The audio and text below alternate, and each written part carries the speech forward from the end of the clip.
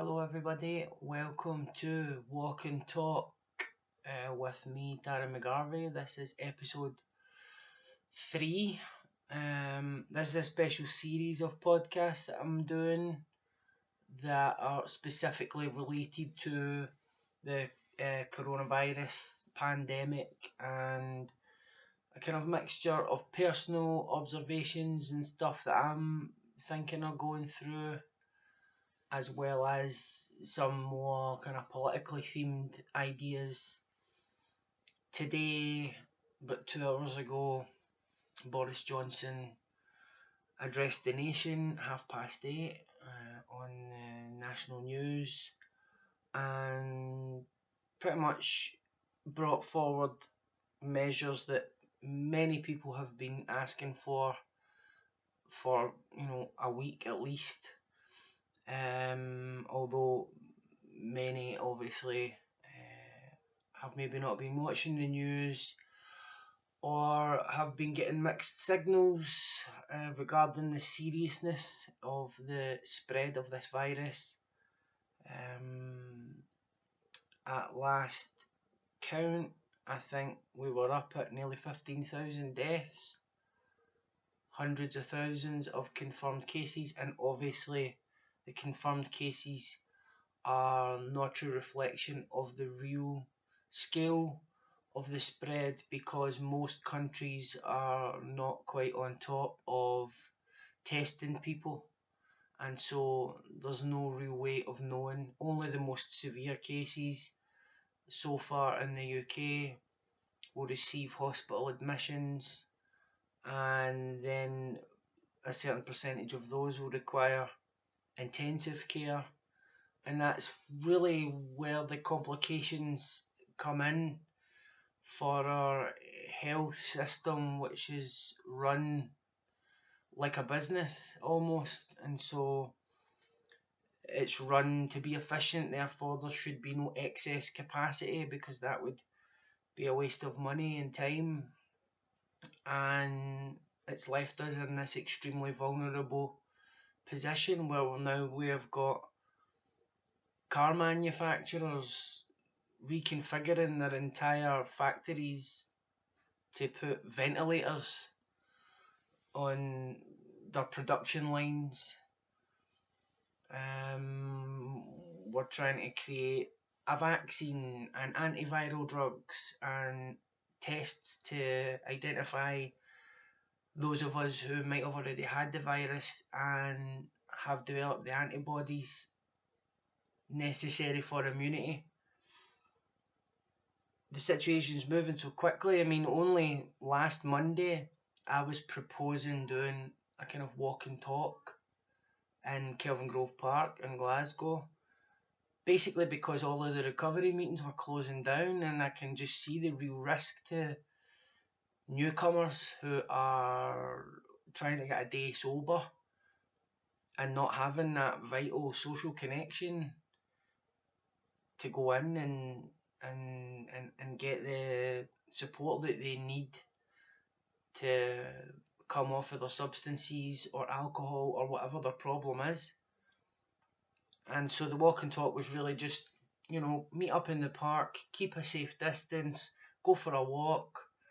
I've made the mistake perhaps of proposing it in the public domain.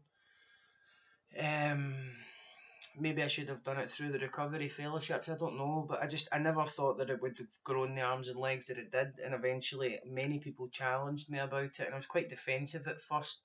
But at that point, I think what that showed was that different people had different qualities of information or had made different assessments of the available information, and I think this goes to the root of the issue. I mean, I consider myself pretty informed, even when I'm casually observing the news.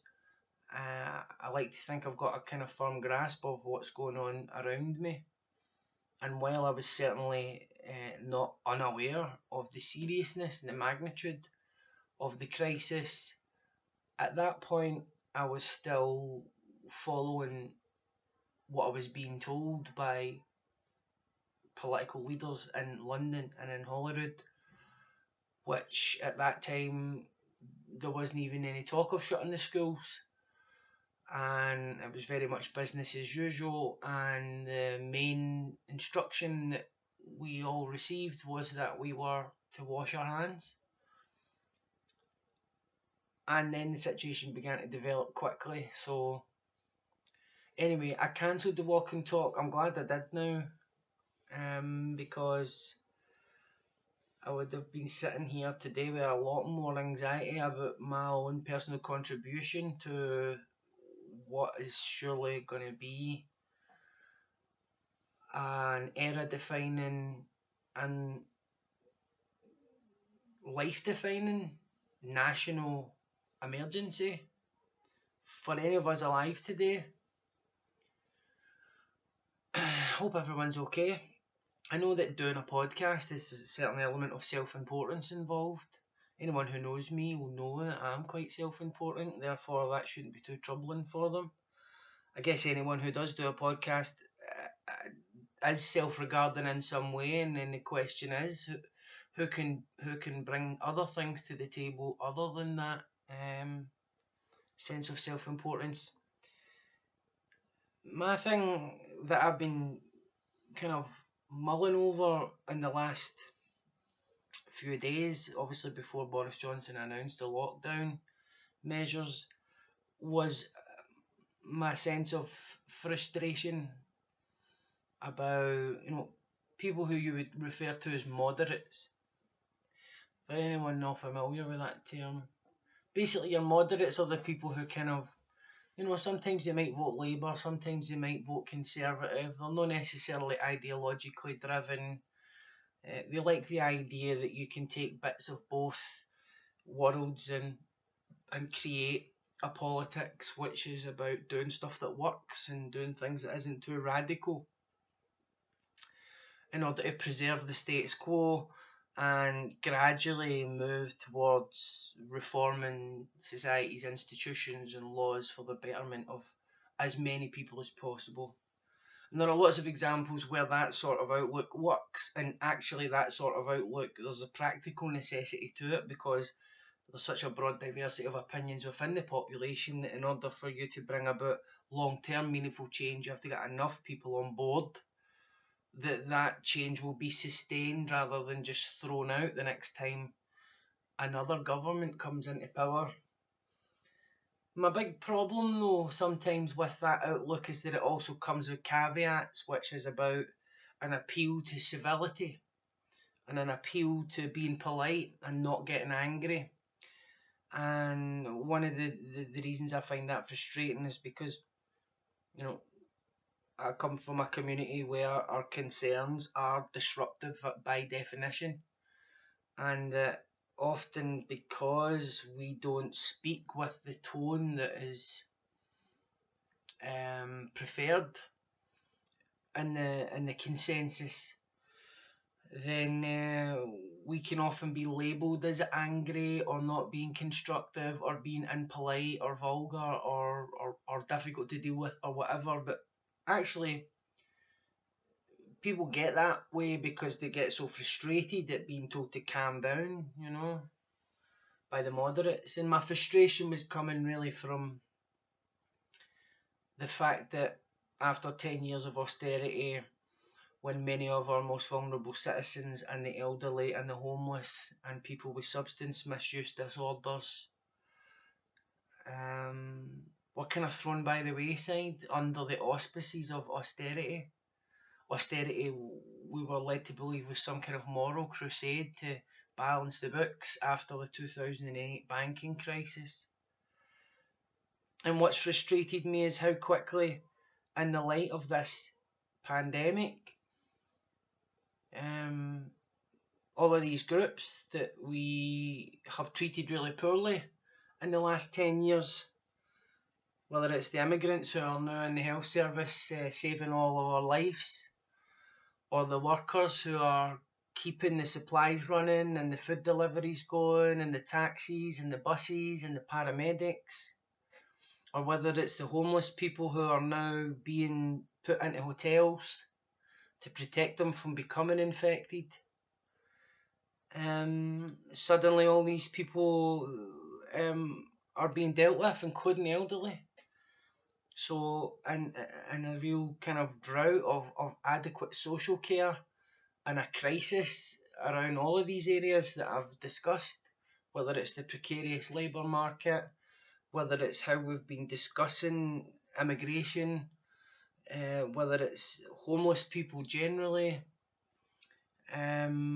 or the inadequate social care system for people who've worked and contributed to society all their lives and then having to use all their savings in order to be looked after when they're coming to the end of their lives. Suddenly all of these groups are now, rhetorically at least, being treated more fairly.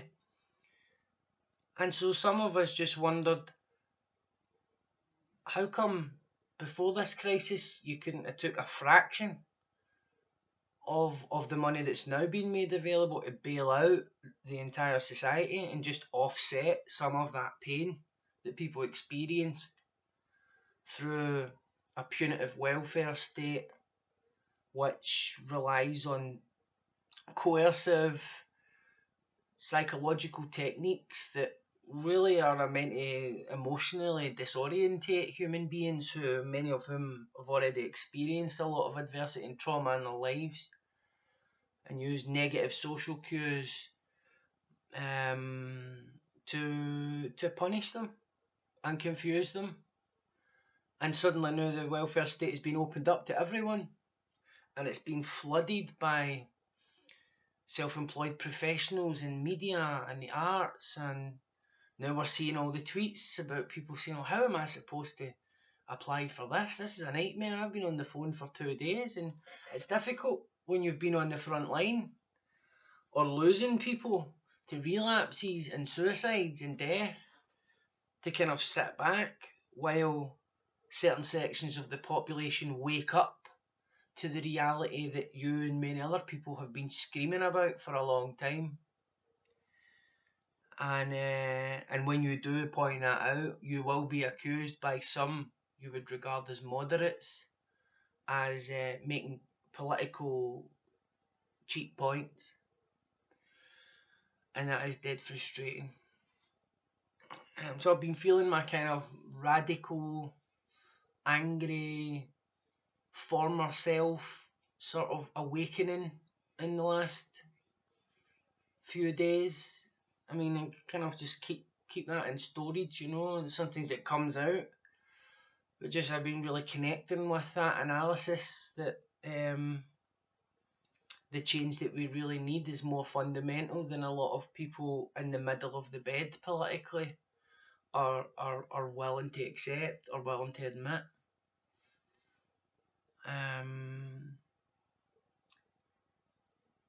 And in the same breath, though, given the measures that have just been announced, it's very difficult to, one, organise politically, two, divert the conversation from anywhere except the immediate crisis, which is about survival. Survival of our NHS, survival of our vulnerable groups, and actually survival of apparently anyone can get this disease.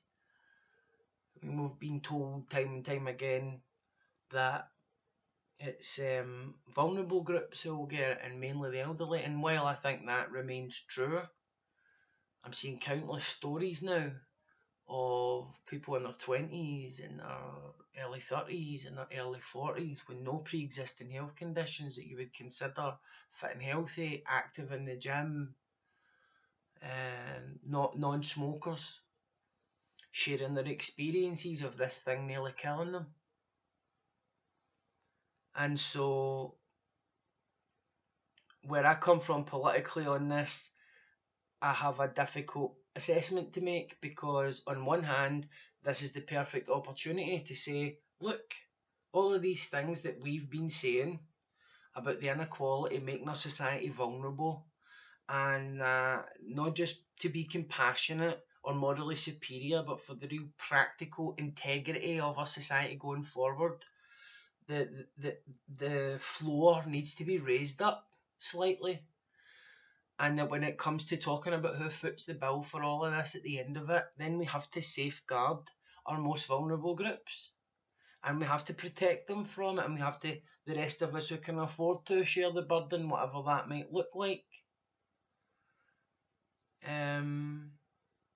But at the same time, the dilemma now is, as the death toll rises and the fear spreads and the reality begins to dawn on everyone more suddenly, that people are not naturally inclined in a moment of crisis to be considering lofty political ideas or stark, sweeping radical changes, particularly not in the way that they're framed by people on the left.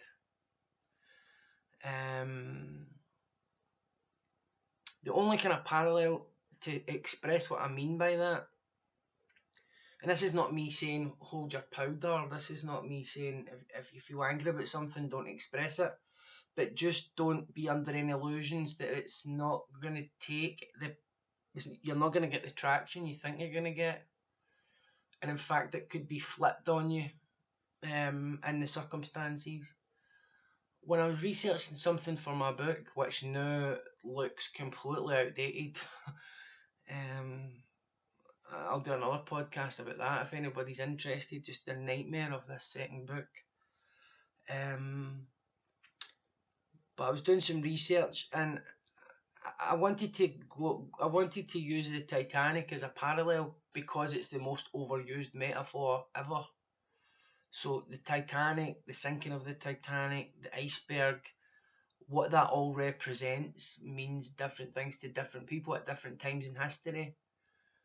So some people took it to mean that we moved from a time of innocence in the 1920s, kind of golden age of capitalism, into the darker period of the 30s and the Great Depression and the Second World War, and then other people took it to be as it was about class and how the lower classes were trapped in the kind of hull of the ship, and the rich and the wealthy and the celebrities and all that, they got away on the lifeboats.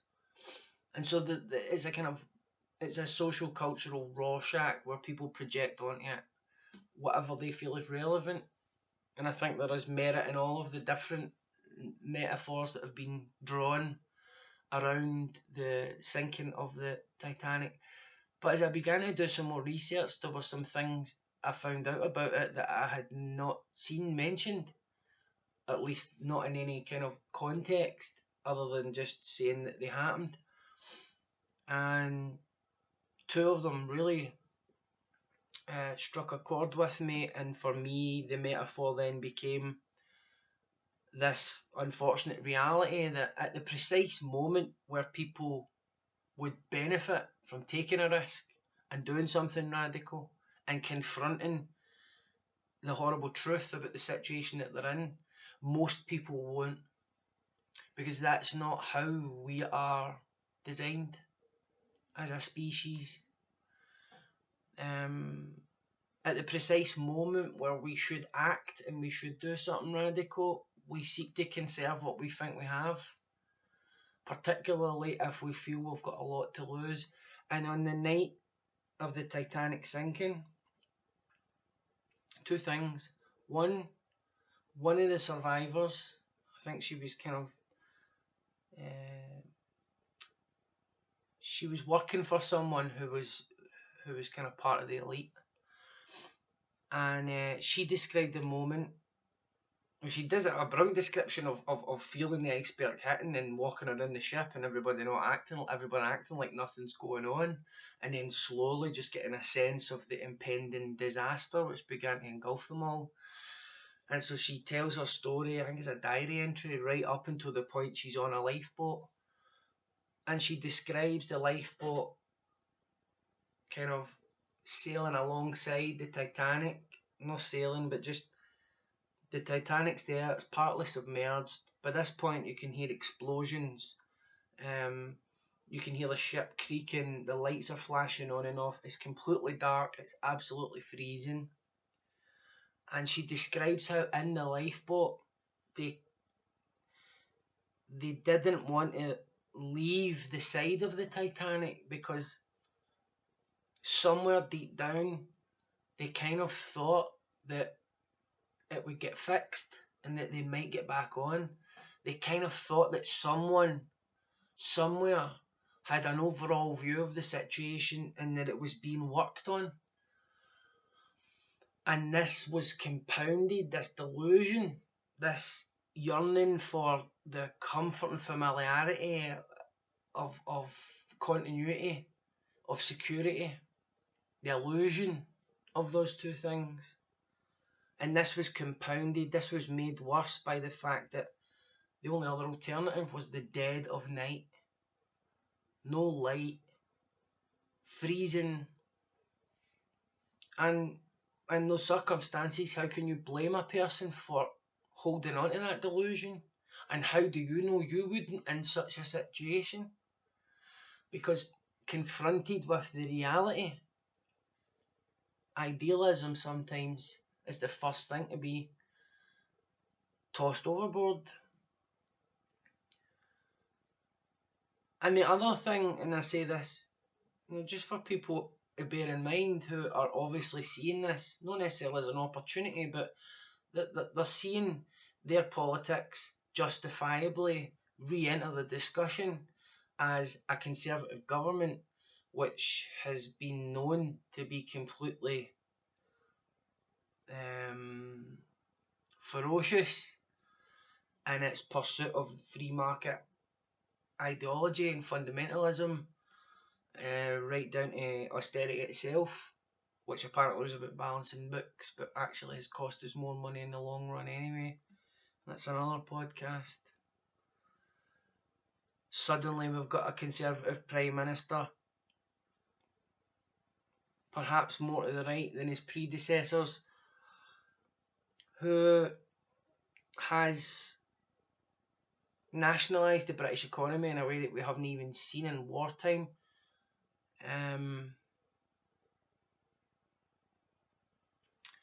Who is now talking the British population as a collective rather than I'm all right Jack individuals who just need to go out and look after themselves, and society will somehow just cohere around those short-term desires. And ultimately, if Jeremy Corbyn had won the election and he was the one doing the lockdown and he was the one nationalising manufacturing companies and the transport network and offering to underwrite everyone's wages up to 80% and all of these measures, and then including pretty much putting the whole UK under 3 weeks of house arrest except for a wee jog or going to get a loaf, it would all look quite different, and it would be reported quite different because of how socialism is framed historically as being a kind of backslide into tyranny. Obviously, in many cases it is. I'm not here to talk about that. But a lot of people on the left naturally are like, okay, let's start getting our ideas in now before we start talking about austerity 2.0 and the poor and the vulnerable footing the bill again and making our society even more unstable than it was before this virus hit. But actually, going back to the metaphor of the Titanic, this is a time where people are going to become increasingly terrified, and the best way to endear yourself to them and the best way to be useful in this moment is to become involved in the practical functions in the community that will make people's lives easier, whether that's getting information out there that's not necessarily all about the advancement of a political ideology. I've seen people talking about community gardens. I've seen people talking about online groups, support networks, all of that stuff. That's that community infrastructure that's really important, and that's where we really make our values visible. And just think, given the announcement tonight, that's the position that needs to be adopted. And I say that as somebody who's been getting a bit snarky on Twitter the last few days and getting a bit, feeling less and less constrained and feeling more and more angry. The other thing about the Titanic is this. People on the left or people on the right, they're always trying to kind of frame humanity in a certain way. Either it's like, well, we're all naturally selfish, so let's have a capitalist society, or no, human beings have only evolved because of our nature to cooperate with one another. And actually, everybody's a bit of both in certain scenarios. And one of the things that was most horrifying for me when I was doing this research was finding out that the lifeboats, having been filled to capacity, many of them, but even some of them that weren't, in order to drown out the sound of people screaming in the freezing cold ocean and the sound of people dying and jumping to their deaths from the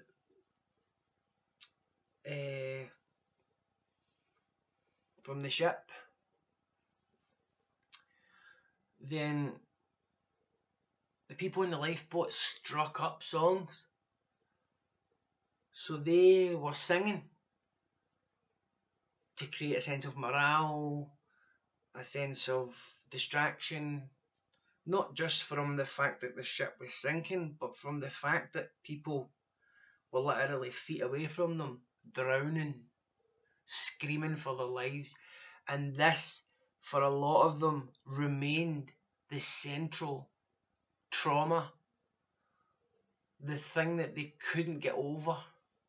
Not the sight, not what they seen, not how cold it was, not the media interest when they made it back to New York, not the people they knew who died, the sound of other people screaming for their lives, and the fact that they never did anything or couldn't do anything.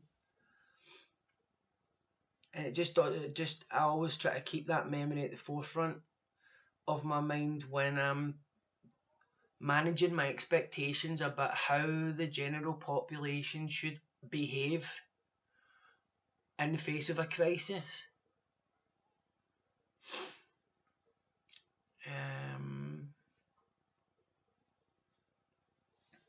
So that's all I've got to say about that.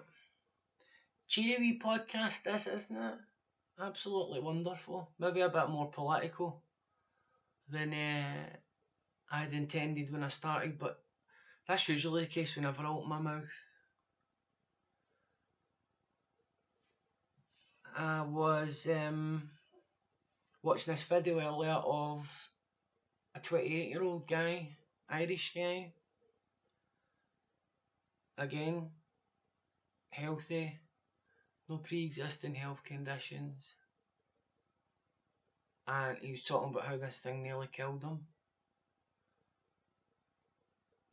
So I know that there's a lot of people out there who are sceptical of government and sceptical of media. God knows the Conservative Party really tapped into that anti-expertise sentiment during the election.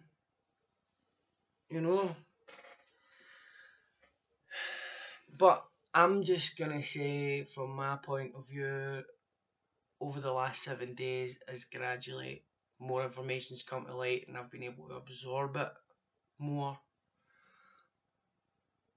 that this is one of those cases where I'm going to say to anyone who follows me or listens to me, believe the fucking hype. Believe the fucking hype. And even if this turns out not to be the disaster that a lot of people behind the scenes think it is, it's still worth taking out that insurance policy right now to believe the hype, believe that it's going to be bad, believe that you have got this, and behave like you don't want to pass it on to someone else.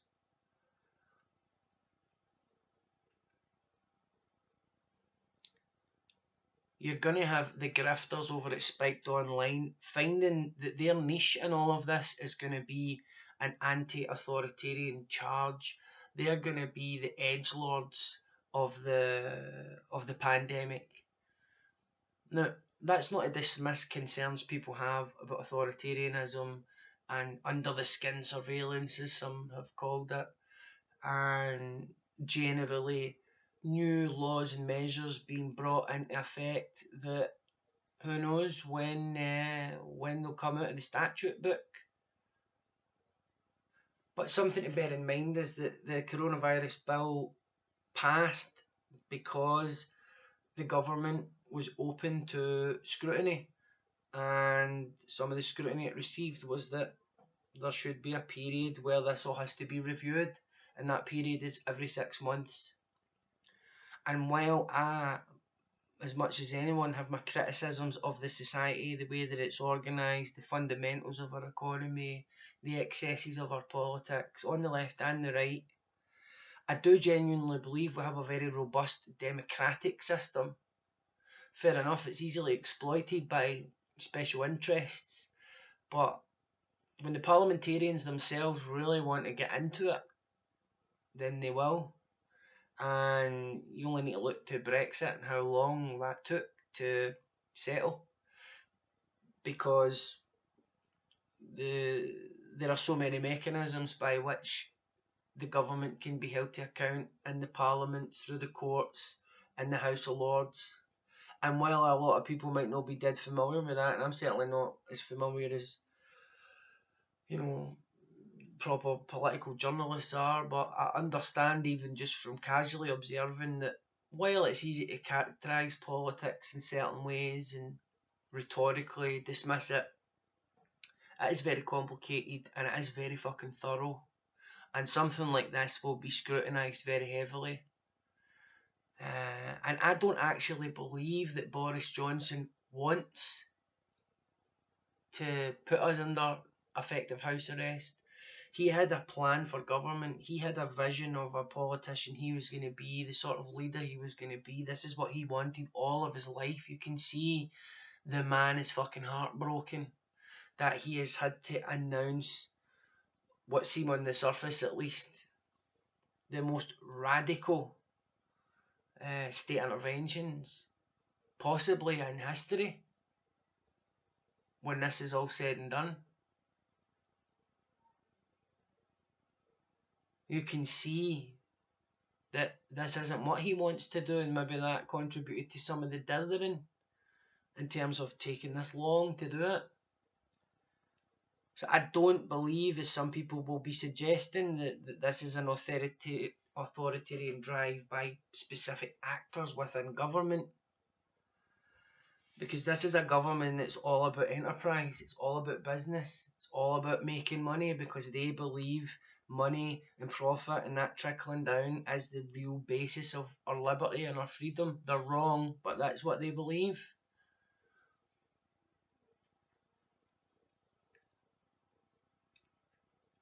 So here's what I'm saying. This is the time to learn who your friends are. This is the time to see what you're really made of as a person. This is not the time to take risks and gambles. Obviously, you're going to need to go to the shop. Obviously, you might want to go out for a run. Obviously, you and your family might want to go for a drive.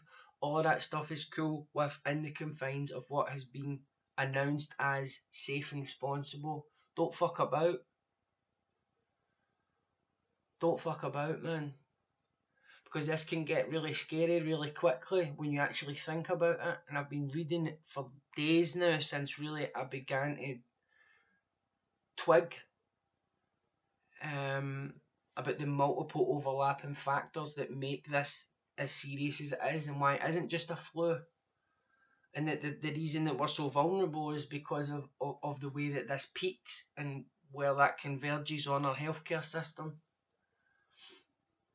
We've got nurses, doctors, frontline staff themselves getting infected and putting on ventilators, and some of them dying, across Europe. And the more that happens, the more that increases, the exponential wave of fear and anxiety will come out as well, and that will add to it all.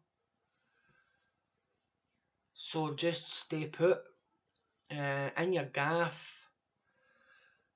and try and be philosophical about it. You know, may we be alive in interesting times and all that. But just wash your hands and just remember, right, as I've said, people in their 20s, it's nearly killing them. Hope everybody's good. I don't really know what this podcast is about. Maybe it's just some self-regarding twaddle. Who knows? But I'll take a punt and publish it anyway. And appreciate you joining me this evening. And I'll do that thing that these kind of content creators do. And I'll invite you to subscribe, and any other way that you can register through your computer software that you appreciate, or that you listened, or that anything else that you would like to convey to me through the algorithm. Also, happy to take suggestions on anything that you would like to hear me talking about. And I will be upgrading the equipment soon. But hopefully the real thrust of the content is there regardless of the fancy gadgets. And if not, I can only apologise. I hope I haven't offended anyone, or even worse, bored anyone. And I'll catch you all again soon. Take it easy. Bye.